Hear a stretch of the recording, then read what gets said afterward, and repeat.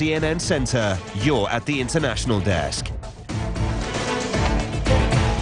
It's nighttime in Malaysia, where today boats and planes covered a wider area in the search for a missing airliner. They are now focusing on the western side of the Malaysian peninsula and looking on land. Authorities have answers in one mystery, however, those two passengers with stolen passports, but appear no closer to finding Malaysia Airlines Flight 370.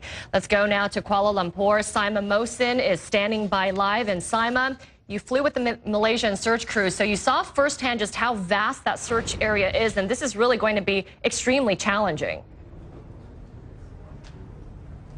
It is indeed, and it has been for 4 days now, of course, day and night as this search and rescue operation continues. And they insist this is still a search and rescue operation, Amara. They say that they are going to keep up hopes and keep up momentum until they find and locate MH370. And they hope, they say, to find those on board. I flew up in a C-130 plane. It's been carrying out search and rescue missions throughout this past 4 days. Let's take a look at what happened when we were on board.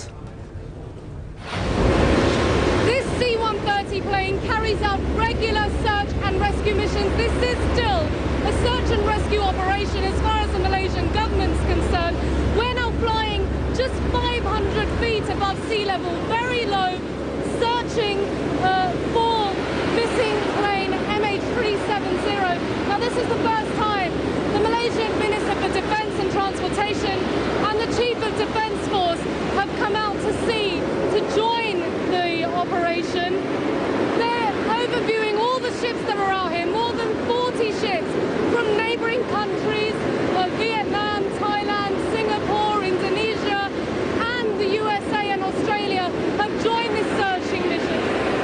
They have a vast area to cover, around 12,500 square nautical miles. They've also asked fishermen to help them in that search, and they say they will not give up until they find missing plane MH370.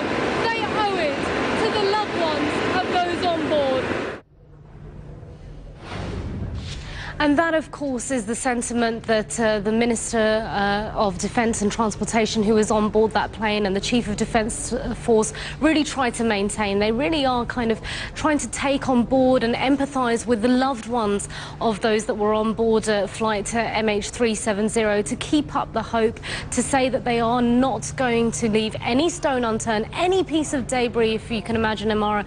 They go out there, they collect it, they investigate, try and find out if it is indeed anything connected to MH370. So far, they haven't had anything like that. Even oil slicks that have been detected have not been connected to the disappearing aircraft. But also a very strange juxtaposition, because at one point on that plane, I looked at the minister as he looked out across the horizon, and all you can see is water as far as the eye can see. And I said to him, you know, how does this make you feel? And he said, well, you know, I'm really overwhelmed now, and it's a reality check for me coming out here and seeing just what a mammoth task we have. And even though it's a big aircraft, it's a 777, how on earth do we find it here? And they really have not many clues to work on as well, of course, because this aircraft simply disappeared. It was transferring from Malaysian air traffic control to in Kuala Lumpur to Ho Chi Minh City air traffic control in Vietnam. And then in seconds, it vanished, and it's not been seen or heard of since. Amara? Overwhelming, but as authorities have said, they must find that aircraft. Saima Mohsin live for us in Kuala Lumpur on the latest search and rescue efforts as you've been reporting. Saima, many thanks to you. So while there are no breakthroughs in the search for the plane, authorities are closer to understanding who got on board with those two stolen passports. Interpol officials know their names and offered other details at a news conference a few hours ago. CNN's Nick Robertson joins us now from the London bureau. So Nick, Interpol seems to be ruling out terrorism.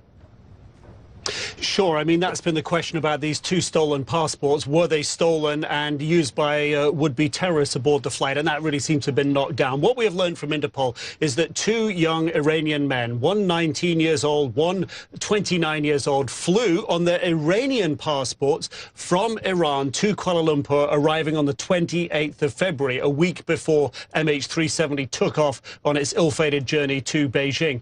They say, Interpol says that they both, those two men, one went on, the 19-year-old went using the Austrian passport that had been stolen, the 29-year-old went on the Italian passport that had been stolen, but they say they feel pretty confident right now that neither of these men were involved in terrorism. This is what the Secretary General at Interpol said.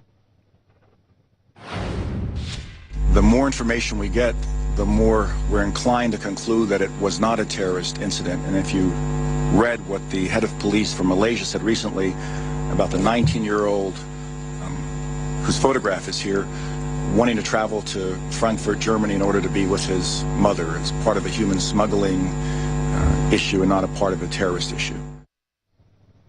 Yeah, human smuggling there, not in the sort of sense that he was being smuggled into slavery, if you will, because it was his mother in Frankfurt that alerted authorities when he didn't get off the plane that she expected him to be on from Amsterdam to Frankfurt. And she called the authorities, and really that's what led authorities to being able to make all these connections, connecting back to the passports that the men used when they flew from Iran to Kuala Lumpur. So it does seem to diminish, although not eradicate, the speculation about terrorism as being a cause for the downing of the aircraft, Amra. Nick, and just quickly here, I noticed that the Interpol Secretary General in his news conference took on this critical tone, essentially saying had these passports been checked against Interpol's database, this time wouldn't have been wasted. And it seemed like he did have a message for governments and airlines, kind of pushing them to start using this free database.